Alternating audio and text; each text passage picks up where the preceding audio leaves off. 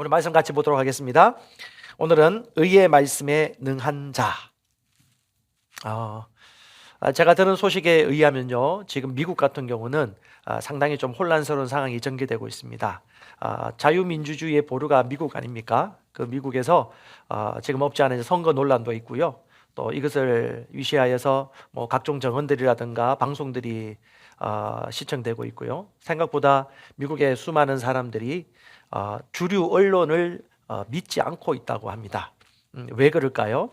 우리는 곰곰이 생각해 봐야 됩니다. 이 세상에 일어나는 모든 일들은 보이지 않는 영역에서 이루어지고 있는 현상이라고 볼 수 있으셔야 됩니다. 그래서 우리는 왜 그런가라고 비판적 사고를 가져야 할 것이고, 믿음 안에 있는 사람은, 성령 안에서 기도하는 사람들은 이런 일들을 주시하고 그것이 그러한가 하여 살펴볼 필요가 있고, 또한 한국에 있는 우리 성령과 믿음이 충만한 성도들 또한 기도하면서 그것이 무엇이든 간에 하나님이 말씀하시는 빛과 진리가 밝히 드러나는, 그리하여 공의가 운행되고 거짓이 분별되어지고 진짜 참이 무엇인가를 알 수 있도록 우리 마땅한 믿음의 성도들은 기도해야 할 것입니다. 우리가 금요 예배를 통해서 지금까지 기도했지만 그 기도 모임은 회중에서 하는 기도 모임 이상으로 온라인 상황에서도 어디서든지 깨어서 나라와 민족과 정세와 한국 교회를 위해서 기도하라는 메시지를 꼭 받아들였으면 좋겠고요. 꼭 현장에서 기도하는 시간들을 가질 수 있기를 바랍니다. 빛은 이깁니다. 어둠은 빛 앞에 두려워합니다. 내가 누구인지 정확한다면, 내가 누구인지 정확하게 인식한다면 우리는 강하고 담대하고요, 지혜롭게 경주합니다. 오늘 의의 말씀에 능한 자가 어떤 자이냐? 빛을 아는 자입니다. 그리고 그에겐 두려움이 없죠. 이 세상은 없지 않아 공중권세 잡은 자가 세상을 다스리고 있고, 이 세상의 모든 매체와 모든 세상의 위정자들을 통해서 그는 어떻게 하든지 많은 영혼들이 구원받지 않기를 원할 것이고, 거짓 속임수로 우리를 속이고 믿지 않도록 노력을 할 것입니다. 그래서 마귀의 이름이 무엇입니까? 별명이 거짓의 아비라고 하죠. 속임의 아버지.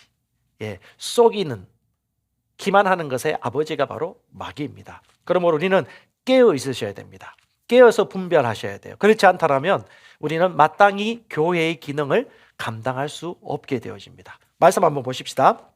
창세기 3장 4절입니다. 3장 4절 5절 같이 한번 보도록 하겠습니다. 뱀이 여자에게 이르되 너희가 결코 죽지 아니하리라. 너희가 그것을 먹는 날에는 너희 눈이 밝아져 하나님과 같이 되어 선악을 알 줄 하나님이 아심이니라. 자, 보십시오. 마귀는 거짓말을 합니다. 속이고 도둑질하고 죽입니다. 그것이 마귀의 본성이에요. 그는 어떻게 하든지 하나님의 자녀들이 기업을 누리지 못하고 마땅히 살지 않기를 바라요. 그래서 그는 속입니다. 자, 창세기 3장 4절 보십시오. 뭐라고 속입니까? 뱀이 여자에게 이르되 너희가 결코 죽지 아니하리라. 하나님은 죽으리라고 말씀하셨는데 결코 죽지 아니하리라고 정면 대응하죠. 하와는 그 얘기를 듣고 있었습니다. 죽지 아니하리라 했지만 결국 그는 죽습니다. 선악을 알게 하는 나무 열매를 먹음으로 말미암아 그는 결국 영적으로 죽게 되었고, 그로 말미암은 육체적 죽음이 오게 되었고, 세상이 망가지게 되었고, 자연이 파괴되었고, 땅이 저주받게 되었고, 여인들이 더 고통 겪으면서 아이를 놓게 되었고, 남자들은 스트레스와 고통을 겪으면서 약육강식 사회에서 땀을 많이 흘리고 고생해야지 돈을 벌고 밥을 먹을 수 있는 그런 저주가 죄를 지음으로 말미암아 나타나게 되었죠. 마땅한 거짓말입니다. 3장 5절에도 말하고 있죠. 너희가 그것을 먹는 날에는 너희 눈이 밝아져서 하나님과 같이 되어 선악을 알 줄 하나님이 아심이라. 무엇을 얘기합니까? 이후에 보면 우리와 같이 같은 자 중에 하나가 되어서 선악을 알게 되었다라는 말은 얘기하고 있어요. 중요한 것은 선악을 알게 되는 문제가 아니고 하나님에 대해서 의심하게 만들고, 하나님이 선하신 분이시고 의로운 분이시고 마땅히 우리의 가장 필요를 채우시고 보호하신 분이심에도 불구하고 오히려 하나님을 의심하게 만들고 하나님이 우리를 부족하게 만드신 분이라는 인식을 줌으로 말미암아 오히려 말씀을 거스르게 만들었죠. 마귀는 우리의 감정을 건드렸습니다. 하나님에 대해서 불신하고 섭섭한 감정, 결핍된 감정, 하나님의 의에 정면 반박하게 되어지는 그런 감정들로 하와를 속이게 되었습니다. 여러분, 저와 여러분들은 이미 아담과 하와는 이미 하나님이 창조하실 때 하나님처럼 다스리고 기능할 수 있도록 지어주셨습니다. 그는 선만 알면 되었죠. 악은 알 필요가 없는 존재였습니다. 그럼에도 불구하고 마귀는 그를 속이면서 악한 것도 알 수 있도록 그를 유혹했고, 하와와 아담은 결국 그 속임에 넘어가서 죄를 짓게 되는 것이죠. 그 결과가 무엇입니까? 여러분 잘 아시겠지만 창세기 3장 7절로 가보십시오. 이에 그들의 눈이 밝아져서 자기들이 벗은 줄을 알고 무화과 나무 잎을 엮어 치마로 삼았더라. 죄를 지음으로 말미암아 즉시 나타난 결과가 무엇입니까? 수치심, 정죄감, 죄책감, 부끄러움, 숨고 싶음. 10절에도 그렇게 나와요. 뭐요? 하나님의 음성이 들림에 하나님, 제가 벌거벗었으므로 두려워 숨었습니다. 뭐죠? 두려움이 왔어요. 그리고 숨었죠. 두려움이 왔어요. 당당함이 사라졌습니다. 하나님을 대면하여 당당하게 얘기하던 아버지와 아들의 관계가 망가졌어요. 그때부터 그는 숨게 되었습니다. 도망치게 되었죠. 이것이 뭡니까? 죄의 결과죠. 죄가 있는 곳에는 수치감과 정죄감이 임하죠. 의가 없는 곳에는 끊임없이 두려워하여 숨습니다. 이것이 죄의 결과예요. 두려움의 감정, 숨고 싶은 마음. 우리는 깨어 분별하셔야 됩니다. 마귀는요, 생각으로 공격을 합니다. 여러 가지 생각들이 떠오르게 함으로 말미암아 그에게 수치감과 정죄감을 통해서 그가 결국 멸망하고 죽여지기를 원합니다. 그것이 마귀의 본성이에요. 요한복음 10장 10절에 내가 온 것은 예수님께서는 양으로 생명을 얻게 하고 더 풍성하게 하러 오셨죠. 하지만 마귀가 오는 이유는 뭐예요? 도둑질하고 죽이고 멸망시키기 위한 것입니다. 그러므로 우리가 마귀가 주는 생각과 말을 못 알아차리고 받아들인다면 우리는 도둑질 당하고 죽임 당하고 멸망 당하는 거죠. 거짓 속임수를 분별하지 못한다면 우리는 거짓 감정에 속임을 당하고 분노하고 섭섭해하고 비난하고 결국 멸망하게 되어지죠. 아파지고 질병의 노예가 되어버리는 것입니다. 왜? 진리를 모르기 때문에. 그래서 저와 여러분들은 마귀가 하는 속임수, 거짓 증거들을 구분할 수 있으셔야 됩니다. 근데 처음부터 구분할 수 없어요. 정확하게 구분하기 위해서 우리는 훈련이 필요한 것입니다. 특별히 여러분 장례식에 가보면 사랑하는 지인들이나 가족이 죽고 난 이후에 너무 마음이 아파서 심하게 과도하게 아파하거나 슬퍼하는 분들이 있어요. 네, 여러분 성도가 소천을 하게 되어지면 그 영혼이 잠자는 자가 되어지고 주님께 갑니다. 보십시오. 사랑하는 가족이 돌아가시면 특별히 효도를 하는 형제자매들 혹은 불효했던 형제자매들이라도 그런 상황이 되어지면 생전에 내가 우리 부모님이나 지인들에게 잘하지 못했던 섭섭한 마음, 미안한 마음이 올라오기 시작해요. 그걸 묵상하기 시작합니다. 그리고 한없이 미안하죠. 근데 이것이 과해집니다. 과도하고 과도해지면 정죄감이 들고요, 죄책감이 듭니다. 그러면서 어떻게 해요? 좀 심하신 분들은 악한 영의 미혹을 받아가지고 잠을 못 이루거나 이상한 꿈을 꾼다든가 또는 괴롭힘을 당하고 몸이 쇠약해지죠. 눈이 흐려집니다. 과도한 슬픔, 과도한 죄책감. 저와 여러분 분별할 수 있기를 바랍니다. 그가 주님과 함께 있을 때 내 자녀가 그렇게 하지 못했던 것에 대해서 그분이 섭섭해 하실까요? 다시 한번 생각해 보십시오. 우린 비판적 사고를 하셔야 되고 분석적 사고를 하셔야 돼요. 저희 아버님이 돌아가셨을 때 제가 아버님 마지막 그 폐암 말기 때 잠시 병간호를 한 적이 있었는데 아버님이 말도 되지 않는 비난을 저희 가족에게 했었어요. 어떤 형제에게. 제가 볼 땐 말이 되지 않아요. 가장 효도를 했고 가장 마땅한 도리를 했던 분인데도 불구하고 아버님이 과도하게 소리 지르면서 선망정세도 일으키고 좀 힘들게 하셔서 제가 단호한 눈빛을 가지고 아버지 그렇게 하지 마십시오 라고 약간 소리를 높였어요. 아버지가 깜짝 놀라시더니 잠잠해지셨어요. 근데 우리 아버님이 소천하고 난 이후에 자꾸 그 생각이 나는 거예요. 한 번씩 아버님이 지금 하늘나라에 계시지만 내가 그때 왜 더 부드럽게 하지 않았을까? 여러분 깨어 있으셔야 돼요. 아버님은 그거 생각하지 않아요. 최선을 다했다. 네가 살아있을 때 수고 다했다. 복음을 전해주었다. 그분은 그렇게 생각하고 계세요. 그 이상의 과도한 죄책감과 수치감은요, 하나님께서 주신 것이 아닙니다. 심지어 돌아가신 그분이 오셔서 주는 것도 아니에요. 속지 마시기 바랍니다. 우리는 깨어 있으셔야 돼요. 많은 사람들이 의에 대해서 무지합니다. 의는 하나님 임재 앞에 어떤 정죄감, 죄책감, 수치감 없이 설 수 있는 우리의 상태예요. 깨어 있으셔야 됩니다. 저와 여러분들은 하나님만큼 의로운 자입니다. 아멘. 예수님만큼 의로운 자입니다. 고린도전서 3장 17절에 뭐라고 말합니까? 너희는 하나님의 성전은 거룩함으로 너희도 거룩하다라고 얘기합니다. 하나님이 보이지 않습니까? 그럼 보여지는 하나님인 예수님 생각하시면 돼요. 우린 예수님만큼 의롭습니다. 아멘. 우리 고린도후서 5장 17절 말씀, 우리 옆 사람과 같이 암송해 보십시다. 시작. 그런즉 누구든지 그리스도 안에 있으면 새로운 피조물이라. 이전 것은 지나갔으니 보라 새 것이 되었도다. 보셔야 돼요. 이전에 나는 죽었습니다. 이제 새로운 피조물이죠. 옆 사람을 보세요. 새로운 피조물이에요. 이전의 것은 지나갔습니다. 모두가 새로운 피조물이고 구원받았고 하늘에서 주님과 함께 다스리며 우리는 빛 가운데 살고 있는 것입니다. 그러므로 우리는 속지 않으셔야 됩니다. 자, 여러분, 의에 대해서 이해하셔야 돼요. 의의 본질은 나의 본질이에요. 의를 알고 싶으면 하나님께서 말씀하신 나를 정확하게 알면 여러분은 의를 직면할 수 있을 것입니다. 자, 몇 가지 말씀을 통해서 배울 것인데요. 제가 성경 구절 최대한 줄이려고 했는데 그래도 필요한 구절들이라서 잘 따라오시기 바랍니다.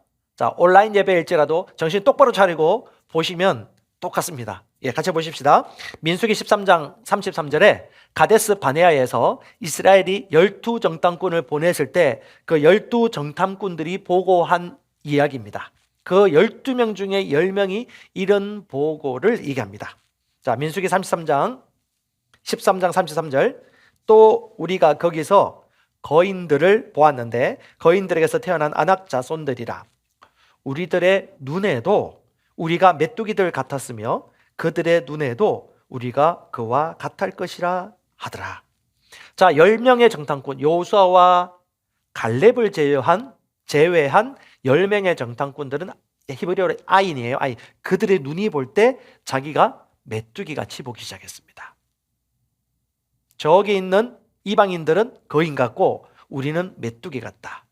자, 그것은 그들이 눈으로 보았고 느꼈던 감각 지식에 근거한 판단이에요. 그들은 그를 보았고 인정을 했고 믿었기 때문에 말하기 시작했죠. 그들이 볼 때 우리는 메뚜기 같다. 그 말은 무슨 말이에요? 우리는 메뚜기니까 절대 저 땅을 취할 수 없다. 하나님 말씀에서 언급하지도 않는 이야기를 그들은 엎조리고 있습니다.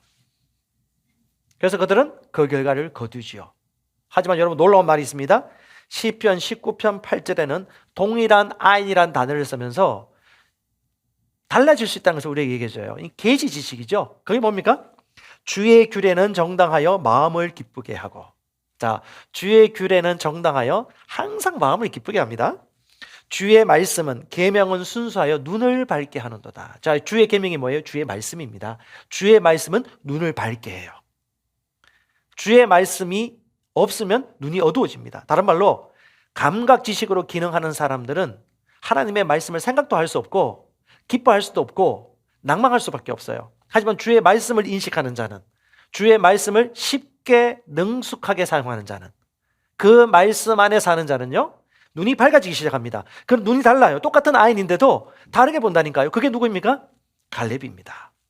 많은 이스라엘 백성들이 소란스러우면서 두려워 덜덜덜 떨고 있을 때, 긴장하고 있을 때, 두려운 마음이 들면서 숨고 싶을 그때 갈렙이 모든 사람을 조용히 시키면서 얘기합니다. 아니다. 우리가 올라가서 그 땅을 취할 수 있다. 취하자. 능히 취할 수 있다. 올라가자. 동일한 현상에서 우리 갈렙은 주의 규례를 인식하고 묵상하고 있었기 때문에 그는 능숙하게 올바르게 볼 수 있는 자가 되었죠. 그것이 바로 그의 눈이었습니다.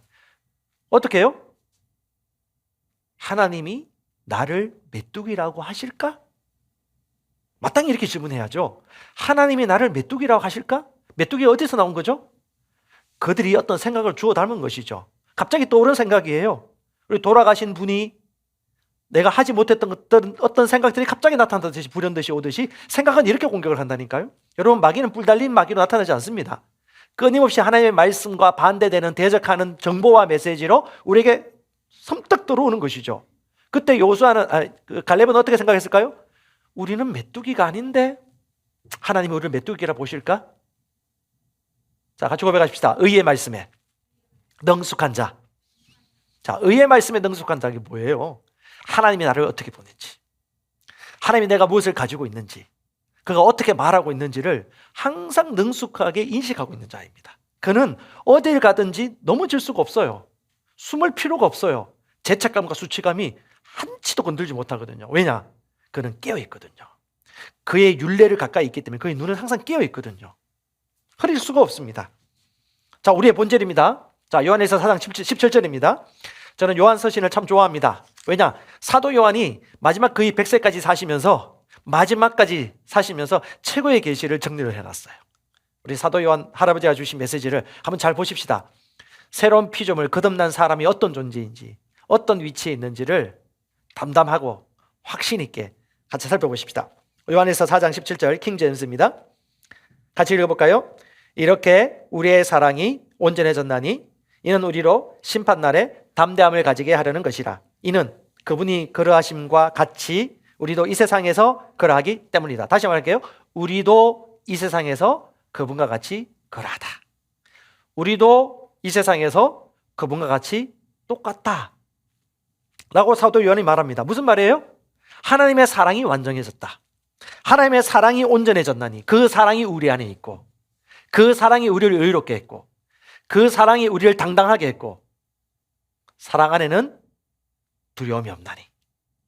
온전한 사랑은 무엇을 내어줬죠? 두려움을 내어줬습니다. 아멘.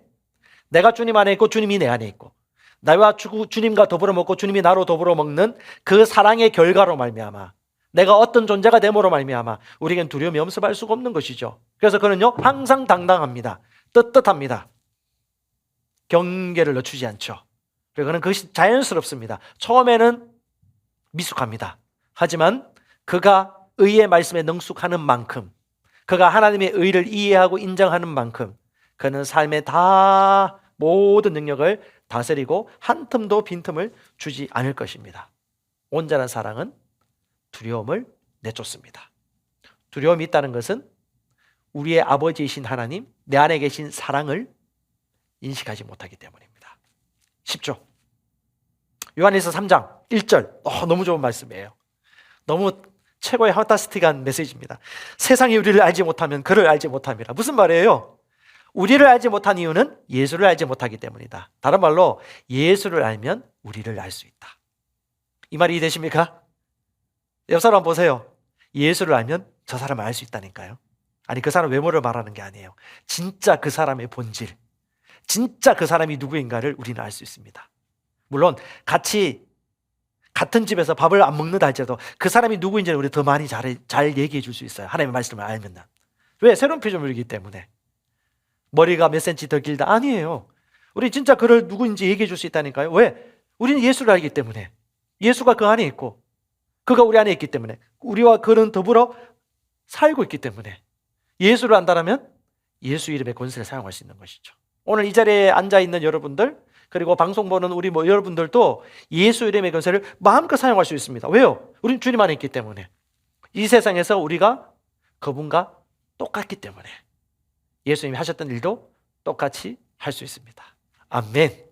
너무 감사한 복음이죠. 와, 더 놀라운 메시지가 또 있어요. 3장 9절에 하나님께로부터 난 자마다 죄를 짓지 않는답니다. 하나님께로부터 태어난 자마다 죄를 짓지 아니하느니. 왜? 하나님의 씨가 그의 속에 있다. 와우, 놀랍지 않습니까? 그러니까 죄를 짓는 게 이상한 거예요. 저 오늘 드럼하신 분 정모모 형제 여긴가요? 아마 엇갈리시네. 어젯밤에 당신이 한 죄를 제가 알고 있는데, 근데 이렇게 생각하기에 마땅한 거예요.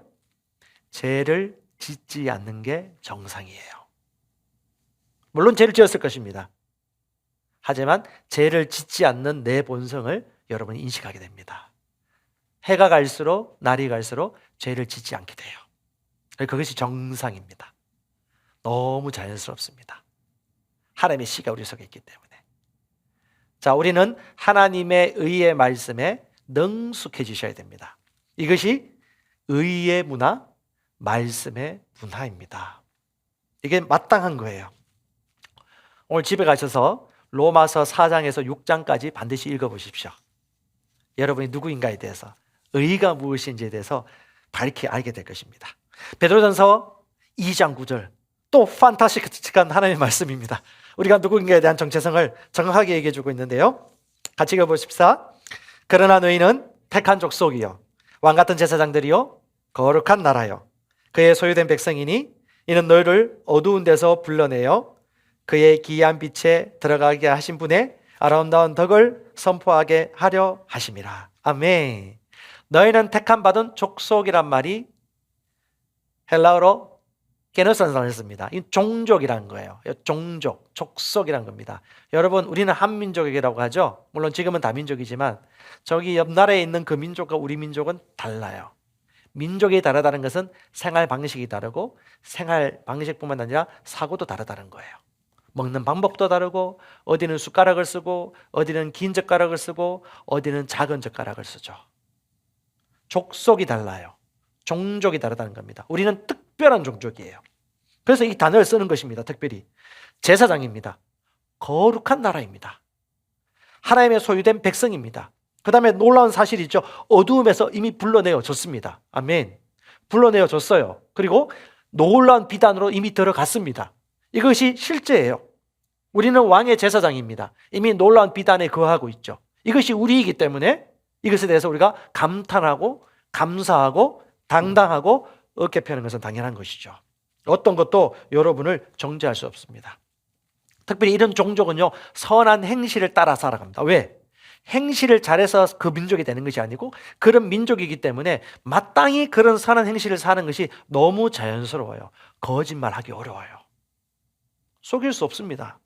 여러분, 예수 믿는 사람들이 한때는 설문조사를 한다는 걸 빙자하여서 복음을 전하는 분들도 있어요. 절대 그렇게 속이면 안 됩니다. 거짓말과 속이는 것은 마귀의 도구예요. 우리는 정직해야 됩니다. 다이렉트 얘기하셔야 돼요. 나는 어느 거룩한 성도입니다. 당신이 예수를 믿기를 원하여 복음을 전하러 나왔습니다. 라고 떳떳하게 얘기하셔야 돼요.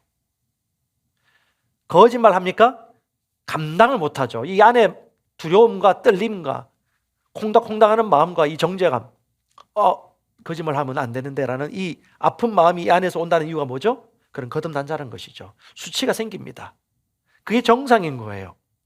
마땅한 것입니다.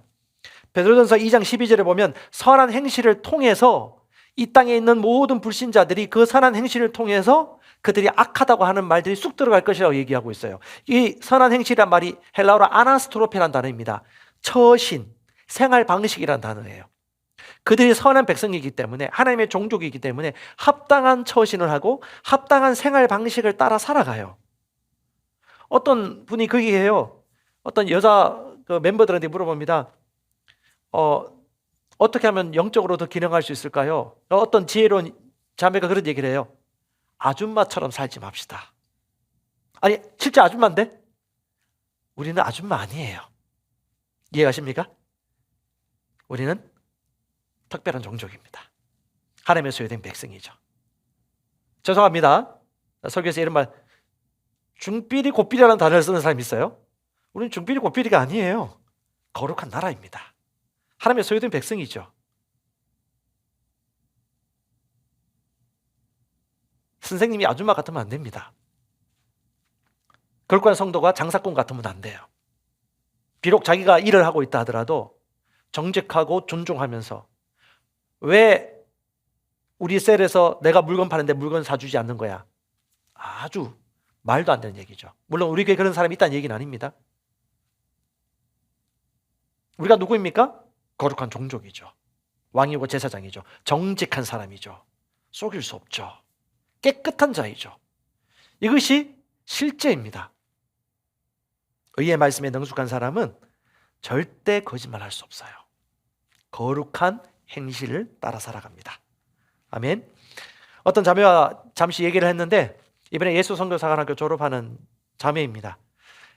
이번 과목을 들으면서 가장 좋았던 과목이 뭐야? 특별히 가장 인상 깊고 도움됐던 과목들이 다 있겠지만 그중에 가장 기억에 남는 게 하나가 뭐지? 라고 찝어달라고 하니까 존중하는 삶이라고 하더라고요. 왜? 라고 하니까 자기는 지금까지 나름 누구에든지 예의 바르게 존중하는 삶을 살았다고 생각을 했다고 그래요. 근데 존중하는 삶 과목을 들어보니까 내가 존중하지 않았다는 새로운 사실을 깨닫게 된 것이죠. 이것을 좀 유식한 말로 눈이 밝아졌더라 이런 이야기입니다. 눈이 밝아진 거예요. 어떤 걸 통해서? 합당한 진리 지식을 통해서. 주의 계명을 통해서 눈이 밝아진 것이죠. 주의 계명을 보지 못했다면 그는 여전히 우둔하게 살았을 거예요. 아니, 낮은 차원의 삶을 살아갈 수밖에 없었을 것입니다. 그러므로 주의 계명이 우리를 소생케 하고 눈을 밝게 하는 것이죠. 갈렙이 그래서 얘기합니다. 우리는 능히 올라갈 수 있다. 그럼 눈이 밝아진 것이죠. 우리는 속지 않을 수 있습니다. 의의 말씀에 충만한 것이 당연한 것이죠. 한번 따라합시다. 의인은 믿음으로 말미암아 산다. 아멘. 내가 의를 알면 알수록, 내가 의에 대한 지식이 충만할수록 여러분 믿음으로 사는 게 너무 쉽습니다. 갈렙은 믿음으로 살았죠. 갈렙은 결국 가나안 땅에 입성을 합니다. 하지만 그 수십만 사람들 가운데 오직 여호수아와 갈렙 이외에는 모두가 광야에서 죽었습니다. 왜? 그들은 마땅히 봐야 될 것을 보지 못했기 때문에. 그들은 육신을 따라 반응했고, 육신에 따라 아줌마처럼 반응했고, 아저씨처럼 반응했고, 고삐리처럼 반응했죠. 아니요. 우리의 진짜 정체성은 하나님이 말씀하시는 정체성입니다. 그것을 우리 심중에 가지고 있어야 되는 것입니다. 아멘. 자, 의의 말씀에 능숙한 자가 어떤 자입니까? 자, 한번 몇 가지 말씀을 통해서 보십시다. 의의 말씀에 능숙한 자. 젖을 먹는 사람은 두뇌요. 의의 말씀을 겨우 더듬어 찾아야 돼요. 5년이 되고 10년이 되고 15년이 되어도 두리번거리며 찾을 수 있어요. 이런 사람을 가리켜서 미숙하다, 젖을 먹는 어린아이라고 얘기하죠. 하지만 히브리서 기자는 얘기합니다. 우리는 장성한 사람들이 되어야 된다고 마땅하다고 하면서 의의 말씀에 능숙한 자가 되어야 되리라. 그는 말씀을 사용하여 선악을 분별하는 자다. 자, 우리 몇 가지 신뢰를 같이 한번 보도록 하십시다. 우리가 알고 있는 하나님의 의에 대한 지식이 우리가 어떻게 사는지를 결정합니다. 자, 사도행전 3장 6절입니다. 우리 베드로 사례입니다. 같이 한번 읽어보십시다. 베드로가 이르되 은과금은 내게 없거니와 내게 있는 이것을 너에게 주노니 나사렛 예수 그리스도의 이름으로 일어나 걸어라. 여러분, 베드로는요 자신이 그 아름다운 문 앞에 앉아있는 못 걷는 자가 그에게 필요한 구원과 치유가 필요한데 그것을 내가 주기에 부족한지 내가 자격이 있는지를 살펴보지 않았어요. 그는 마땅하다고 생각했습니다. 의심할 필요도 없었어요. 그는 마땅한 걸 생각하셨어요. 그는 자신의 행동에 짓눌리지 않았습니다. 그는 마땅히 그에게 필요한 것들을 의식하고 있었고 내가 마땅히 그런 권세를 사용할 수 있다는 것을 추호도 의심하지 않았습니다. 그리고 그는 사용했죠. 사람들이 보면 어떡할까? 생각하지 않았어요. 그는 내가 그런 자격이 있나? 생각하지 않았어요. 그는 당당히 가서 어떻게 해요? 내게 은과금은 없지만, 은과금은 없었던 것 같아요. 은과금은 없지만 뭐라고 말합니까? 내게 있는 것을 내게 준다. 그는 다른 건 몰라요. 근데 그는 그가 가지고 있는 것을 알고 있었죠. 그것은 의의 능력입니다. 그는 그가 할 수 있는 예수 이름의 권세를 가지고 있었습니다.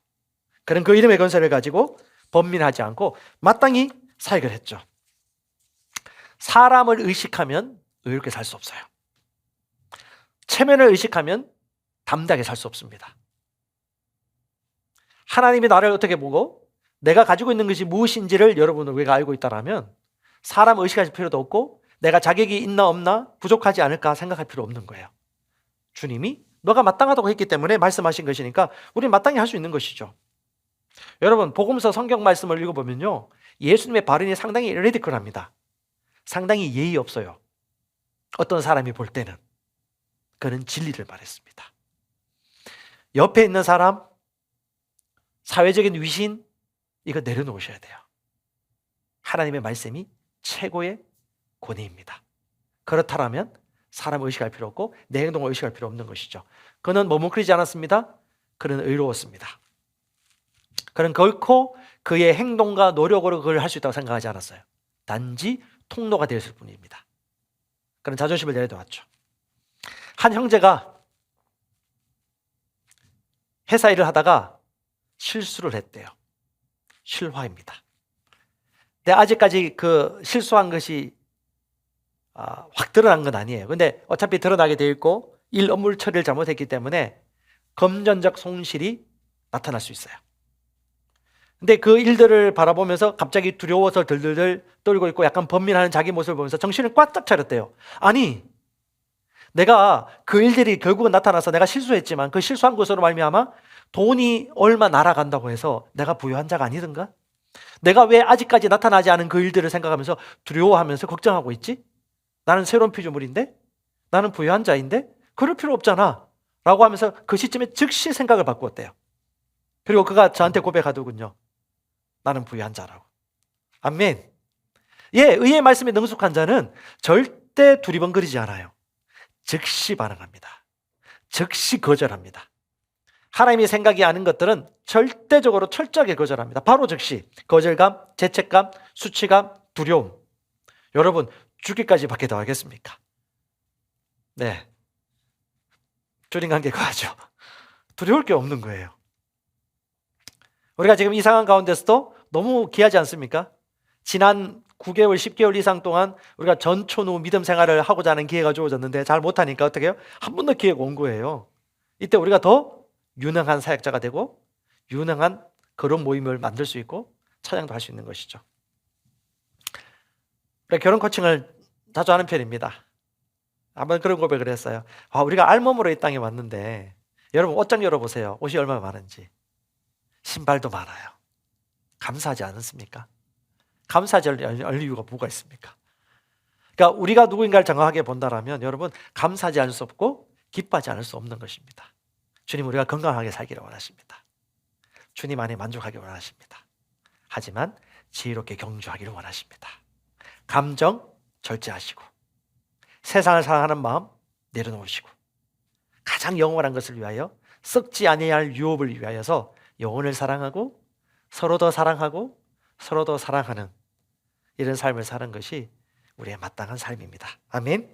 잠언 11장 9절에도 우리에게 의의 말씀에 능숙한 자의 삶에 대해서 얘기합니다. 악인은 입으로 그의 이웃을 망하게 해도 의인은 그의 지식으로 말미암아 구원을 얻느니라. 악인은 뭘로요? 입으로 망하게 합니다. 악인들은 몰라요. 자기 입이 얼마나 중요한지. 저주를 하면 저주대로 된다는 걸 몰라요. 무지해요. 그래서 그 입으로 망하게 하는 것입니다. 근데 의인은요, 지식으로 말미암아 구원을 얻습니다. 어떤 지식으로요? 악인의 입으로 저주를 함으로 망하게 하듯이 의인은 의의 말로 살리는 생명의 말로 축복할 수 있구나라는 것을 우리는 아는 지식이 있던 것이죠. 그것을 증명해 주는 것이 그 두 절 이후에 잠언 11장 11절이에요. 그게 이렇게 나와랍니다. 성읍은 정직한 자의 축복으로 존귀하게 되고 악인은 입으로 무너진다. 와, 정확하지 않습니까? 하나님의 말씀이. 선한 사람은 그의 입으로 축복하고 악인은 그의 입으로 망한다. 하나님처럼 입으로 창조하기도 하고 악인처럼 그의 입으로 저주한다. 그것이 삶의 실제다. 능숙하지 않습니까? 자, 이 주의 계명을 몰랐다면 여러분은 그렇게 살 수 있겠습니까? 우리는 이 말씀에 능숙한 자가 되는 것입니다. 잠언 11장에도 재물에 대해서도 우리에게 지혜를 알려주죠. 지나치게 아끼면 궁핍하게 된다. 이 말씀을 인식하는 자는요, 지나치게 아끼지 않아요. 아낄 때 아끼고 쓸 때 씁니다. 투자해야 될 때 투자하고 절약할 때 절약합니다. 이게 마땅한 재정관이죠. 우리가 말씀을 알고 있기 때문에. 지혜로운 자는요, 개미처럼 봄, 여름, 가을을 준비합니다. 우리는 미리 예측했어야 됐습니다. 아니, 예측했겠죠, 지혜로운 사람은. 이미 겨울때가 되면 코로나가 확산될 것이고 없지 않아 수많은 사람들이 자유를 잃어버리게 될 것이다. 그리고 이 온라인 예배가 또 적극적으로 시행될 것이다. 우리는 이미 기획하고 기대하고 있었죠. 그래서 이미 개미처럼 준비한 자들은 올크니 이따다 하고 이미 펜션을 다 잡았을 것입니다. 이미 밥 먹으러 갈 식당을 예약했을 거예요. 맛있는 맛집을 보았을 것입니다. 그리고 1:1 만남을 가질 거예요. 우리 안에 있는 선한 것을 나누면서 그 사람이 효과적으로 성장할 수 있도록 돕는 믿음의 교제를 계획하고 있을 것입니다. 아멘. 그러므로 우리는 감정적으로도 긍정적인 감정, 합당한 감정을 가지고 주님께 감사할 수 있고 삶을 능동적으로 다스릴 수 있게 된 것입니다. 할렐루야. 이것이 의의 말씀에 능숙한 자의 태도입니다. 마땅한 것이죠. 무지한 자는 명합니다. 여호와를 알지 못하는 백성은 뭐하죠? 망해요. 우리는 주의 규례를 알면 흥합니다. 지혜롭게 경주하는 것이죠. 우리 예수님의 사례를 한번 보십시다. 예수님의 사례 마태복음 4장입니다. 자, 예수님이 40일 동안 금식하시고 성령에 이끌려 광야에 가서 마귀에게 시험을 받는 장면인데요. 이 마귀가 공격하는 거 보세요. 하와가 아담에게 했던 것하고 똑같아요. 뭐라고 얘기합니까? 제가 읽어드릴게요. 마태복음 4장 3절에 세 번역본입니다. 시험하는 자가 와서 예수께 말했다. 너가 하나님의 아들이거든 이 돌들에게 빵이 되라고 말해보라. 아유, 참 웃기지 않습니까? 이미 하나님의 아들인데 하나님이 되거든? 하나님의 아들이라면? 와, 똑같지 않습니까? 이미 그가 하나님의 아들인데. 근데 예수님께서 어떻게 하셨죠? 난 하나님의 아들인데 너가 나를 모르는구나. 내가 증명해 줄게 라고 하면서 돌을 떡으로 만들지 않으셨어요. 그는 지혜로운 분이시죠. 왜 그렇습니까? 순종하는 자가 말하는 자의 종이 되기 때문입니다. 그는 증명할 필요 없었죠. 요한복음 14장 21절에 나의 계명을 가지고 지키는 자라야 나를 사랑하는 자니. 예수님은 절대 마귀의 말에 순종할 수 없었어요. 그게 증명한다 할지라도. 그는 알고 있었죠. 주인은요? 종은요? 주인의 말을 듣는 자가 종입니다. 여러분 누구의 종입니까? 주님의 종입니까? 마귀의 종입니까? 마귀의 말을 반박하려고 애쓸 필요도 없어요. 우리는 단지 주님의 말씀에만 반응하면 되는 것입니다. 주님의 말씀에만 예스하면 되고 주님의 말씀만 묵상하면 되는 것입니다. 여러분 우리가 이런 지혜를 가지셔야 돼요. 그래서 예수께서 뭐라고 말씀하셨죠? 그는 오로지 말씀만을 말하셨어요. 마태복음 4장 4절과 8절과 10절 가운데 그는 성경에 기록된 말씀으로 마귀를 대적합니다. 사람이 빵으로 살 것이 아니다. 하나님의 입에서 나오는 말씀으로 산다라고 하면서 그는 하나님의 입에서 나오는 말씀을 말했습니다. 이것이 의의 말씀에 능숙한 자의 모범입니다. 10절에도 사탄아 물러가라. 성경에 기록되기를 주 너희 하나님께 경배하고 그분만을 섬기라. 자, 어떻게 하셨습니까? 그는 즉시 거절했습니다. 덤들일 필요 없어요. 즉시 거절한 것에 능숙한 것입니다. 그리고요, 바로 거절하고 바로 대적했죠. 예수의 이름으로. 할렐루야. 주의 말씀이 능히 있어요. 다시 서론으로 돌아가십시다. 여러분, 거짓말은 끊임없이 떠오릅니다. 마음을 공격합니다. 너 봐. 나았다고 했는데 여전히 증상이 나타나잖아. 여전히 통증이 있잖아. 수치가 안 내려가잖아. 여러분의 위치를 지키세요. 의인은 그의 입의 말로 반드시 삽니다. 왕의 말에 뭐가 있죠? 권위가 있습니다. 누가 왕이죠? 택함받은 족속이요 왕이고 제사장을 믿는 자가 왕인 거예요. 왕이라고 할지라도 내가 왕이라는 걸 모르는 사람은 왕의 말을 못해요. 중요한 것은 믿음입니다. 내가 누구인지를 알고 의를 인식하면요, 믿음으로 사는 것은 당연한 것이죠. 의가 의의 말을 하는 게 자연스러운 것이죠. 재밌는 이야기가 하나 있습니다. 백부장 같은 믿음을 가진 사람 한 명 만났는데요. 제가 예전에 한번 축사에 대해서 얘기했는데 10년 전에 어떤 형제를 만났는데 그의 아내가 마귀로부터 자유케 되었습니다. 몇 달 동안 잠을 못 자고 이상한 소리 듣고 고통을 겪었죠. 아이들도 힘들었고 남편도 힘들었고 남편이 두려워 덜덜덜 떨고 있었고 잠을 못 자가지고 눈이 파랗고 잠을 못 자서 얼굴이 이상해요. 근데 하나님의 말씀으로 말미암아 그 어둠의 영이 떠나고 자유케 되었고 그 다음날 손잡고 오는 그 가족의 얼굴을 보았어요. 그리고 이제 자기가 있던 지방으로 내려가면서 우리가 몇 가지 지침을 좀 전달해 주었죠. 말씀대로 명하면 됩니다. 그러면 우리가 믿고 명하면 명한 대로 역사가 나타납니다. 그 형제는 받아들였어요. 그리고 집으로 내려보냈습니다. 근데 제 마음에 없지 않아 또 노파심이 생기는 거예요. 혹시나, 그 당시 제가 초보였습니다. 혹시나 하는 마음에 제가 전화했습니다. 내려가는 형제에게, 형제요, 혹시나 떠나지 않은 그런 요소들이 있을 수 있으니까 또 선언하고 선포하시라고. 그때마다. 그때 이 형제가 저한테 하는 말이 상당히 놀라웠습니다. 목사님, 한 번 말하면 그 말한 대로 그 역사하는 것이지 또 두 번, 세 번 얘기할 필요 있겠습니까? 제가 그때 감사했습니다. 예, 제가 한 수 배웠습니다.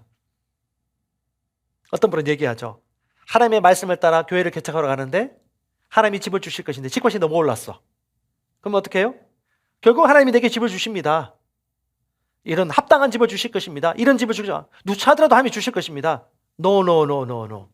누추한 말을 할 필요 없죠. 그 말은 빼고. 마땅히 주신데 왜 누추하단 말을 쓰게 됩니까? 자, 우리가 지혜로우셔야 됩니다. 우리가 의의 말씀에 능숙한 자라면 의가 마땅히 할 말이 무엇인가를 아는 것이죠. 말 한마디 하나.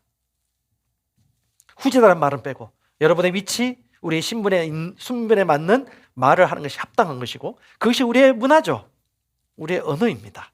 우리 옆 사람 보고 믿음으로 얘기하십시다. 당신만큼 의로운 사람은 없습니다. 아멘. 당신은 믿음이 충만합니다. 당신은 새로운 피조물입니다. 당신은 하나님의 의입니다. 아멘. 예, 우리는 율법으로 의롭게 된 것이 아니에요. 하나님의 은혜로 말미암아 그분을 믿음으로 말미암아 의롭게 되었고요. 그것은 하나님의 선물입니다. 죄가 없는 예수께서 죄가 되셔서 죽으셔서 우리를 하나님 안에서 의롭게 하셨습니다. 할렐루야. 이게 하나님의 선물 아닙니까? 이게 복음이죠.